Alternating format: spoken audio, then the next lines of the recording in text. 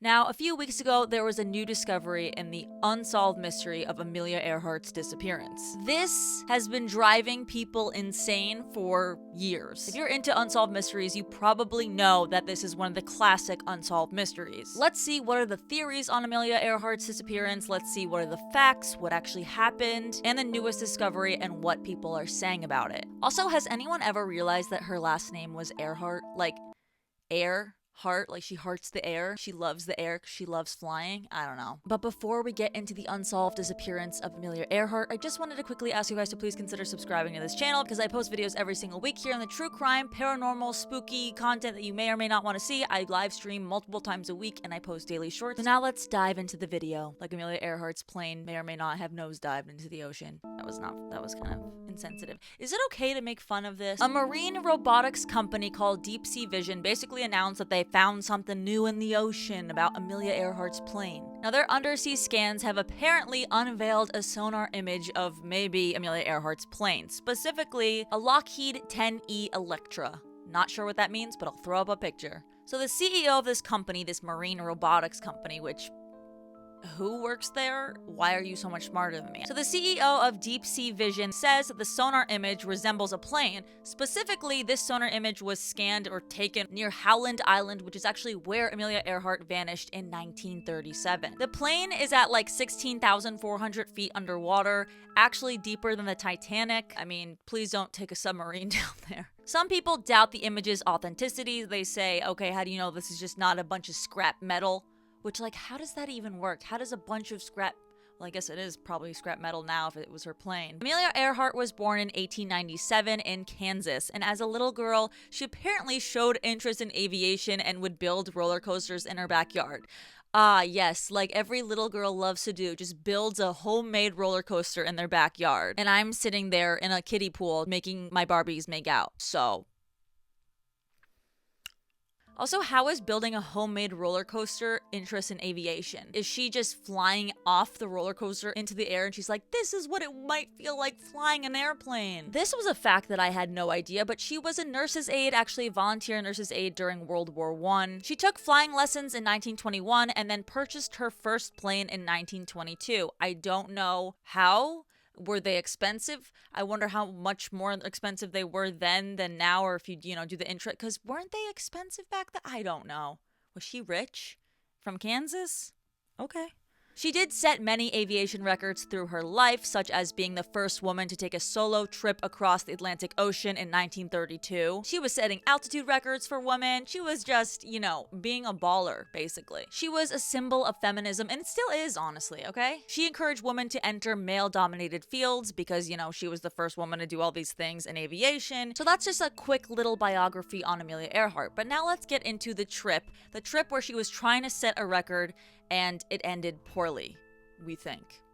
Unless she was just living her life, we don't know. So her goal was to be the first woman to go around the world and cover 29,000 miles. She took off in Oakland, California and planned to return back to Oakland, California, going around the world. That must stink. That's like going on an airplane and then mid-trip they're like, oh my gosh, we have to go back because someone's getting arrested. Or when they do that? But Amelia Earhart wasn't like that. She wanted to do this. She wanted to set records, okay? She planned to fly eastward across the United States, South America, Africa, India, Southeast Asia, Australia, and the Pacific Islands. Like we briefly mentioned before, she flew in a Lockheed Model 10 Electra, which was a special plane made for these long kinds of journeys, which was equipped with advanced navigation and communication tools so she could communicate with...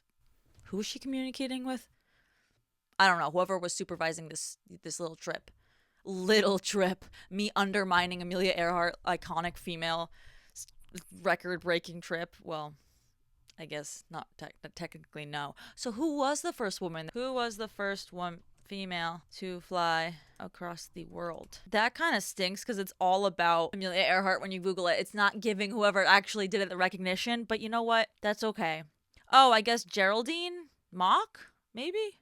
It is said that Amelia Earhart faced some plane issues, faced some bad weather along the way, and navigation problems as well. Everyone always remembers Amelia Earhart. Amelia Earhart, Amelia Earhart, she went missing, she vanished, but no one realizes, actually maybe they do realize, but I didn't realize that she was flying with somebody. Her co-pilot, Fred Noonan, rest in peace. Through the flight, Earhart was in regular contact with the US Coast Guard, specifically stationed at Howland Island. But as she was approaching the island, the communication kind of went haywire. Wonky. It was all wonky. Willy Wonka. They were experiencing some navigation issues and couldn't find the island due to the overcast. July 2nd, 1937 is when Amelia Earhart and her navigator, Fred Noonan, were set to arrive at Howland Island. But they obviously didn't arrive there. After the disappearance, there were extensive searches for Earhart and her navigator. The US Navy was trying to find her, the US Coast Guard. They sent ships, they sent aircrafts trying to locate her plane. They divided the search into different sections so that they covered basically everything that they could. There was no sign of Amelia Earhart, Fred Noonan, or their plane. They had the planes flying over the ocean looking for signs of distress, but still couldn't locate anything. They continuously listened to any signals from Earhart's plane. This was a huge search. I think they spent $4 million on this search alone. On July 19th of 1937, after the weeks of the searches for them, they were declared lost at sea. Now let's get into what are the theories of what happened to Amelia Earhart, and are these theories going to be proven or disproven with these new updates, these new sonar images that are coming out supposedly of the aircraft in the ocean? Now, the number one theory is that they crashed and they sank and the plane is at the bottom of the ocean. Which, you know, the sonar image that could prove that as what happened. I just don't like it. I like the crazy theories that something else happened because it's kind of weird, right? That she just disappears, that they lose signal, and that's it.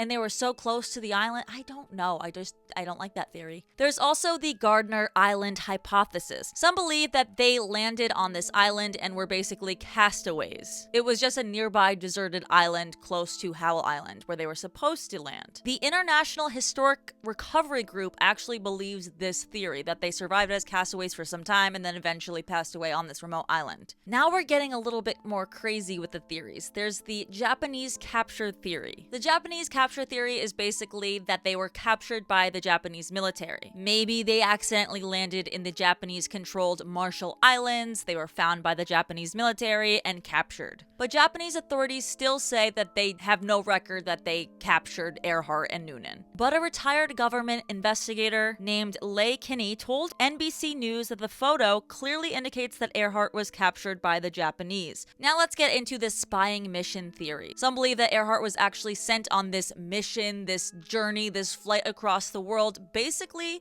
to be a spy, specifically sent to spy on the Japanese military and their activities in the Pacific. Some say that they actually never intended to fly to Howard Island, and according to this theory, she was either captured or shot down by the Japanese military to prevent her spying and documenting anything for the United States government. Now we have the faked death theory, which is exactly how it sounds. People think that Earhart potentially faked her own death so she could avoid being in the spotlight or engage in espionage activities. We always hear about this theory whenever it comes to people that passed away, like Michael Jackson. People think that he's still alive living somewhere. There are actually some Pacific Islander legends where Pacific Islanders pass down stories alleging that Earhart and Noonan actually arrived on their island and were taken in by the locals from the island. Now here's a crazy theory, okay? And I want to read it right off here. I want to read it so you could really understand how crazy this theory is.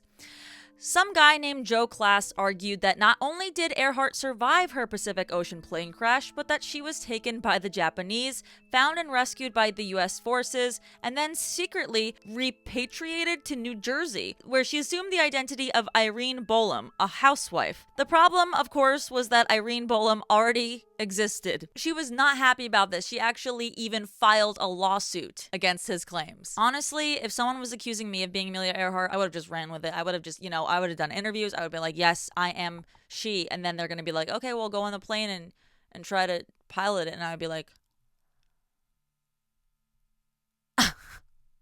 things have changed so much. I don't know how to work this thing. So apparently there are companies that are competing to basically find Amelia Earhart's plane, and they've invested millions of dollars to find the plane. Deep Sea Vision and a company named Nauticos, they're basically competing ocean tech companies, both trying to find Earhart's plane before the other one does. Like, what if one finds it and then you're just out of luck? You just invested that money for what? Nauticos is now arguing that the scans probably don't show the mysterious wreck. And Nauticos actually even says that they know that it's not her plane and they can explain why. The company was actually able to recreate Amelia Earhart's radio, which is wild because it took a lot of work to do this. They started their search efforts in 2001, and they had slowly been locating and purchasing different components to recreate Earhart's entire radio system, finally completing it in 2018 when a key component, the Western Electric 13C transmitter, was found at a swap meet. Which is so crazy that they were, looking for this part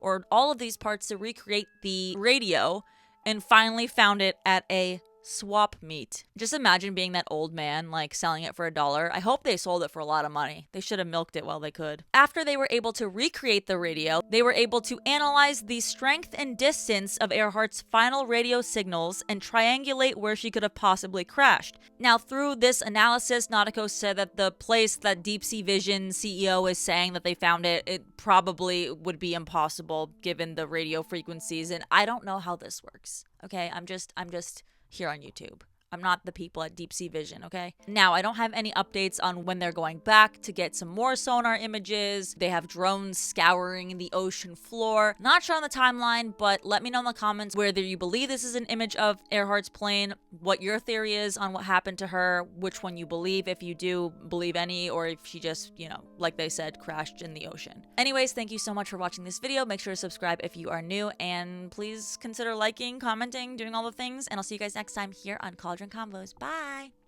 If Amelia Earhart and Fred Noonan were on the island together, do you think they made love? Or do you think they fought and separated? Do you think one ate the other? Oh my gosh.